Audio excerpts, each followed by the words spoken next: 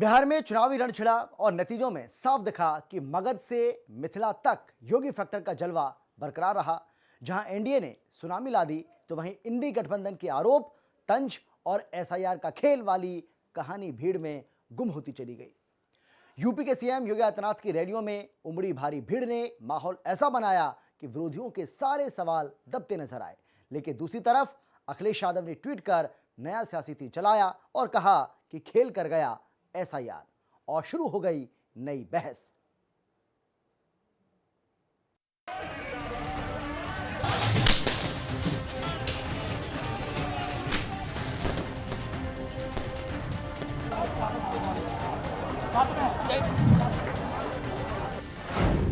बिहार चुनाव में दिखी सीएम पुष्कर सिंह धामी की धमक। जहां किया प्रचार, वहां मिली एनडीए को विजय की चमक। सीएम धामी की रैलियों ने दिलाई एनडीए को निर्णायक बढ़त। सीएम धामी की दमदार शैली ने बिगाड़ा विपक्षी दलों का गणित। पूरे देश के अंदर अब जहां भी चुनाव हो रहे हैं, सब जगह डबल इंजन की सरकारों को प्राथमिकता मिल रही है। डबल इंजन ने सरकारें बार बार चुनी जा रही हैं, क्योंकि प्रधानमंत्री श्री नरेंद्र मोदी जी के नेतृत्व में जनता डबल इंजन सरकारों का काम देख रही है, पारदर्शिता देख रही है, सुशासन देख रही है। और बिहार की जनता ने भी आज इसी सुशासन पर, इसी विकास पर, मोदी जी के भरोसे पर, एनडीए के भरोसे पर अपनी मोहर लगाई है और प्रचंड बहुमत दिया है।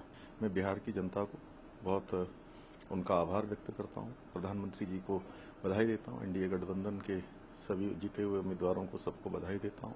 और ये बड़ी जीत आने वाले चुनावों के लिए भी उत्तराखंड, उत्तर प्रदेश, जितने राज्यों में चुनाव होने, वहां की जनता भी इंतजार कर रही है कि कांग्रेस की ये झूठ, फरेब और ये नकारात्मक जो राजनीति है, जनता को भटकाने का, भ्रम में डालने का, झूठ फैलाने का, प्रोपेगेंडा फैलाने का, अराजकता फैलाने का, अस्थिरता फैलाने का, उसको जनता नकार रही है। और यहां भी इनको पूरी चुनाव में उत्तराखंड के मुख्यमंत्री पुष्कर सिंह धामी की लोकप्रियता की धमक ने एनडीए को विजय की चमक दिला दी। मुख्यमंत्री पुष्कर सिंह धामी ने बिहार के जिन जिन विधानसभा क्षेत्रों में चुनावी रैलियां की, वहां एनडीए विजयश्री की ओर बढ़ी। धामी के सुशासन, अवैध मदरसों पर कार्रवाई और शिक्षा के इस्लामीकरण के विरोध पर दिए जोरदार भाषणों ने बिहार विधानसभा चुनाव में एनडीए की जीत की पटकथा लिख दी।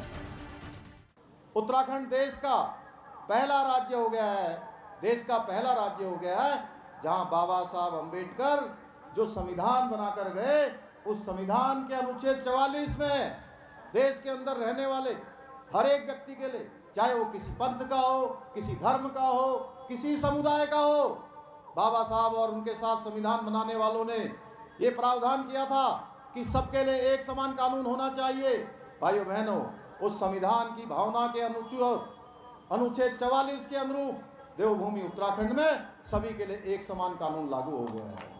इसके अतिरिक्त सख्त नकल विरोधी कानून, लव जिहाद, लैंड जिहाद और थूक जिहाद के खिलाफ कठोर कार्रवाई, दंगा रोधी कानून बनाया, धर्मांतरण रोधी कानून बनाया। और अभी हाल में हमने एक नया कानून बनाकर मदरसा बोर्ड को भी भंग करने का हमने निर्णय लिया है। भाइयों बहनों, 1 जुलाई 2026 के बाद उत्तराखंड राज्य में अब वही मदरसे चल पाएंगे जो हमारे शिक्षा बोर्ड के द्वारा चाइनीज सिलेबस को पढ़ाएंगे। इसके साथ ही हमने ऑपरेशन कालनेमी चलाया है, और ये ऑपरेशन ऐसा का ऑपरेशन है, कभी हमारे यहाँ कांवड़ यात्रा चलती है, कभी चार धाम यात्रा चलती है।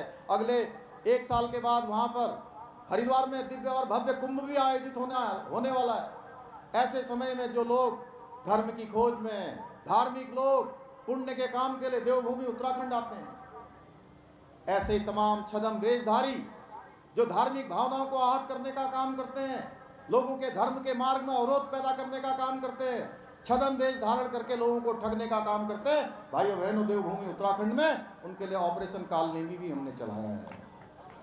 गौरतलब है कि उत्तराखंड के मुख्यमंत्री पुष्कर सिंह धामी ने बिहार के कई विधानसभा क्षेत्रों में चुनावी रैलियां की और बीजेपी के विजय का स्वर्णिम अध्याय लिखा।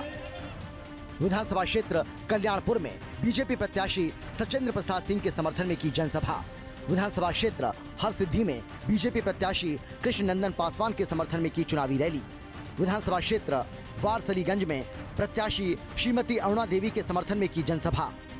गोरिया कोठी में बीजेपी प्रत्याशी देवेश कांत सिंह के समर्थन में चुनावी रैली को संबोधित किया। विधानसभा क्षेत्र सिवान में बीजेपी प्रत्याशी मंगल पांडे के समर्थन में की चुनावी जनसभा।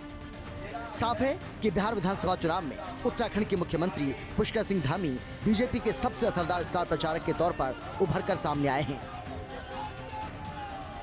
उनके ताबड़तोड़ दौरे, ऊर्जावान सभाएं और दमदार रोड शो ने चुनावी हवा को बीजेपी के पक्ष में मोड़ने में महत्वपूर्ण भूमिका निभाई।